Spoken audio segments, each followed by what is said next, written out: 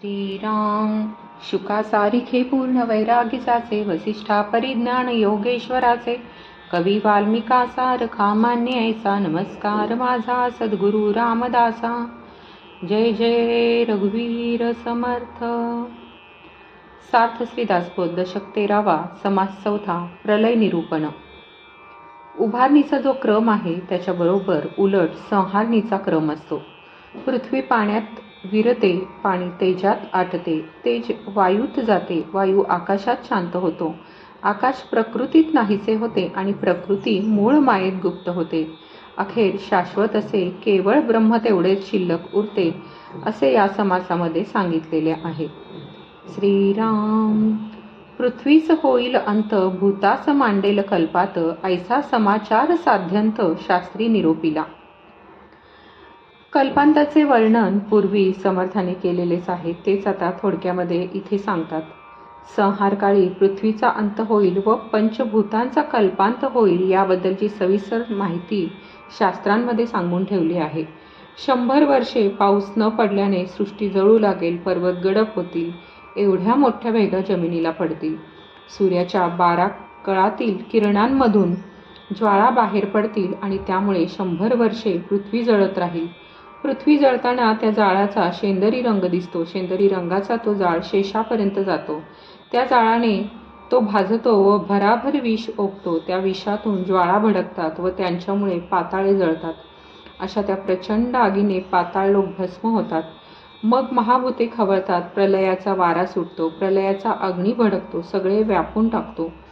त्यावेळी 11 रुद्र खवळतात, 12 सूर्य कडाडतात. अशा रीतीने प्रलयकाळ आला म्हणून सर्व अग्नी एकवटून येतात, वायू आणि विजा यांचे तडाखे बसतात. त्या योगाने सारी पृथ्वी तडकते, फुटू लागते, तिचा कठीणपणा चारी बाजूला पसरतो. तेथे मेरूची किंमत उरत नाही, कोणी कोणास सांभाळू शकत नाही. चंद्र, सूर्य व तारे या सगळ्यांचा एकच गोळा होऊन जातो. पृथ्वीची पूड होते आणि ती उष्णतेने धगधगू लागते. ब्रह्मांडामध्ये पेटलेल्या भट्टीत ती एकदम जळून जाते. मग भयंकर महावृष्टी होते, त्या पाण्यात जळून राख झालेली पृथ्वी विरून जाते. भाजलेला चुना जसा पाण्यात चटदिशी विरतो त्याचप्रमाणे पृथ्वी प्रलयकाळाच्या अतिवृष्टीमध्ये चटदिशी विरून जाते. शेष, कुर्म व वराह गेल्यामुळे पृथ्वीचा आधार नाहीसा होतो. आपला कठीणपणा सोडून ती पाण्यात विरून जाते. मग आकाशात प्रलयकाळाचे प्रचंड ढग प्रकट होतात आणि त्यांच्या संघर्षाचा भयंकर गडगडाट येऊ लागतो. विजांच्या कडकडाटांचा मोठा आवाज सारखा चालू होतो. डोंगरा एवढ्या मोठ्या गारा पडू लागतात, डोंगर उडतात, असा प्रचंड वारा वाहू लागतो. अगदी घनदाट अंधार पडतो, त्याला तुलनाच नाही. आकाशातून जणू काय एकत्र भरल्याप्रमाणे समुद्र आणि साऱ्या नद्या एकरूप होऊन जातात. वेगळे प्रवाह नसल्याने जिकडे तिकडे पाण्या वाचून काहीच दिसत नाही. तेथे मासे, कासव, सर्प असे डोंगरा एवढे मोठे प्राणी दिसतात, पण घनगर्जना झाली की ते पाण्यात गडप होतात. 7 समुद्र, क्षार, क्षीर, सुरा, सर्पी, दधी, इक्षू आणि जल सपाटून वाढतात व त्यांचे प्रवाह पाणी अवरोनदकापर्यंत वाढते. त्यामुळे विश्वाला वेढणारे आवरणोदक मोकळे होते. असे सगळे जळमय झाल्यानंतर प्रलयाग्नी खवळतो. विश्वाचा तापलेला जणू काय लोखंडाचा गोळा सगळे पाणी शोषून टाकतो. पाण्याच्या बाबतीत असे विलक्षण घडते. प्रलयाग्नीमुळे सारे पाणी आटते आणि मग कल्पनाच करता येणार नाही एवढी आग भडकते. त्या आगीला प्रलयकाळचा वायू झडपतो. पदराच्या वाराने जसा दिवा विझवावा तसा प्रलयाग्नी विझतो. मग कल्पना करता येणार नाही असा वारा वाहू लागतो.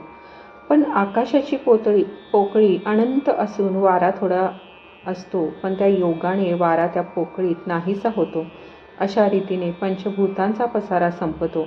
अंतरात्मा आणि मूळ माया यांना स्वतःचा विसर पडतो आणि त्यांचा आकार किंवा देह वितळून जातो. मग कोणतीही निर्मिती पदार्थ राहण्यास जागाच उरत नाही. वर सांगितलेल्या संहाराच्या धुमाकुळात सारे दृश्य नाहीसे होते. जड आणि चंचल वितळून जाते. सगळे नाहीसे झाल्यावर जे केवळ शाश्वत उरते तेच परब्रह्म होय. इति श्री दासबोधे गुरुशिष्य संवादे प्रलय नाम समास 4 समाप्त. जय जय रघुवीर समर्थ. तुम्हाला हा व्हिडिओ आवडल्यास कमेंट, लाईक, शेअर करा आणि पुढील व्हिडिओसाठी हे चॅनल सबस्क्राईब करायला विसरू नका. श्रीराम.